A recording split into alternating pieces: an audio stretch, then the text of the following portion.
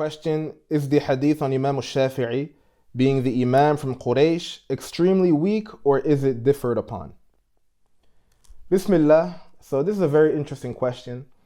The hadith in question is about a prophecy attributed to the Prophet ﷺ, where he says basically, and there's many narrations of it, that the Imam of Quraysh, his knowledge will spread throughout the earth. This is a basic interpretation or summarization of the hadith. So yes, this hadith and the other versions of this hadith are known for being weak. In fact, I don't think I've ever seen an authentic version of this hadith or ever read about one, and Allah subhanahu wa ta'ala knows best. So on the fact that all the narrations of this hadith are weak, there doesn't seem to be much discussion amongst the ulama on that. However, the topic of discussion seems to be more focused on, can these hadith be gathered together and then authenticated? Meaning basically a situation where you have Hasan li ghayrihi or something like that. So you do have some ulama like Ibn Hajar and Al-Bayhaqi who say, because this hadith has so many narrations, even though they're all weak, it does show that it has what they call an asl,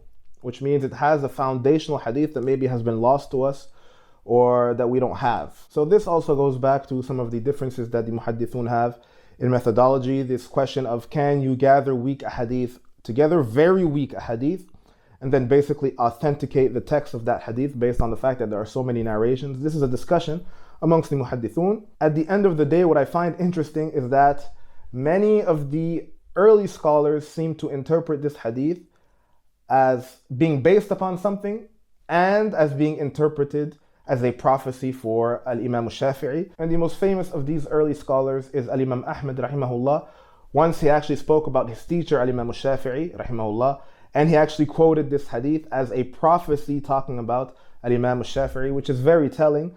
You also have later scholars that came later, such as Al-Munawi, who basically say, I don't see how this hadith, if it exists or if it has a basis, I don't see how it can talk about anybody else apart from Imam Al-Shaafi'i. Which other alim from Quraysh has knowledge that has spread throughout the earth more than Imam Al-Shaafi'i rahimahullah? So in conclusion, it seems that all agree that all of the chains are weak.